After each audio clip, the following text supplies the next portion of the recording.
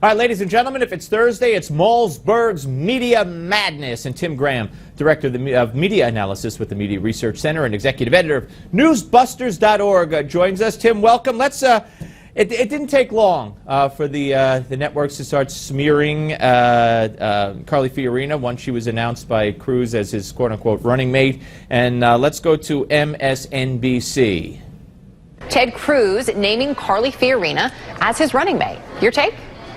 Well, if Ted Cruz thinks he's going to fix his problem with women voters with Carly Fiorina, he's making a huge mistake. I mean, voters aren't looking just for a photo op. They're looking for candidates, particularly women voters, are looking for candidates who support policies that actually help women and families.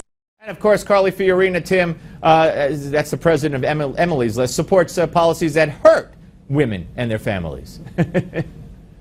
Well, here you have Emily's List, which is a Democratic female pro-abortion PAC. That's who you have to be, a female pro-abortion Democrat to get their support. They're going to say unless you're a female pro-abortion Democrat, then you're not a woman. You're not authentic. You're a photo op. I mean, she's clearly implying that she's something less than a woman. She may be even less than a trans woman when it comes to Very good. I like that line, which is exactly, well, not, I won't say exactly, but very, very similar to from day one what they did and said about Sarah Palin. Wasn't it the head of Now who said she might as well be a white male? Exactly. And see, the funny thing about all of this is that, you know, Emily's List just spent an enormous amount of money in Maryland against a fellow Democrat who's also pro-abortion, but is a male and white.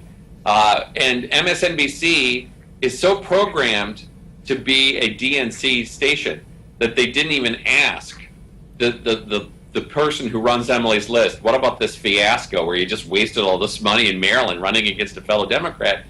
They're not going to air the dirty laundry of the Democrats on MSNBC. Right. No, of course not. All right. Rick Perry was on The View yesterday.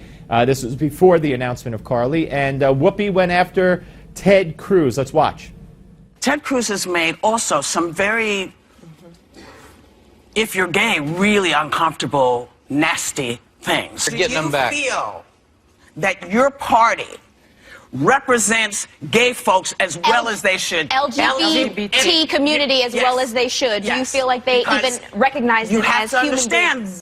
And that, I think, was Simone Raven, who said, do they even recognize them as human beings? Just reprehensible trash. The funny thing is, The View actually thinks that they are fair and balanced, which they're obviously not. Anybody wants to see these women with Hillary Clinton, you're going to see something entirely different.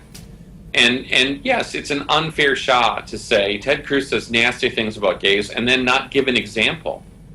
Why don't you show us a clip? You know, because Whoopi Goldberg says lots of nasty things. She's been very nasty to Ben Carson when Ben Carson comes on her show. And it's been ever thus. I mean, back in 2008, Whoopi Goldberg was asking John McCain if she should be worried about slavery again. Yep. So, I mean, this show is such a hatchet job factory. Mitt Romney sent his wife in 2012, and they hatcheted her. They actually asked her why her sons weren't in the military, because they suggested that the Mormons were pacifists, which, of course, Whoopi, as usual, was wrong. She does get a lot of things factually, a lot of things. But let's move on. You wrote a piece. I don't know if Brent Bozell was with you on this or not, but about how the Washington Post said that Trump and Cruz are destabilizing the emotions of Muslim children. Let's put up while we talk about this 112. And this isn't the first time the Washington Post has been on this this path. Yeah, I mean, they do it every year or two. This sensitive story about, well, let's go to a Muslim academy and berate how the conservative Republicans make life uncomfortable for Muslim children. And, you know, they did this in 2002. What was funny about that story was they noted this same academy in Springfield, Virginia they went to didn't have Israel on the map, right? So you get a real idea that this is this ain't your public school. You know, this is a school that teaches everything that a good radical Muslim would teach, which is Israel does not exist. And so, but they always do this story about, oh, Ted Cruz and Donald Trump make these children so uncomfortable. Then they come in with the Southern Poverty Law Center report. 6-year-old kids have to deny they're terrorists. I mean, the whole thing is quite a propaganda exercise. It is absolutely a great job of pointing it out and writing about it. And folks, check out newsbusters.org and the Media Research Center. As always, Tim, great hit, great segment. Thank you very much.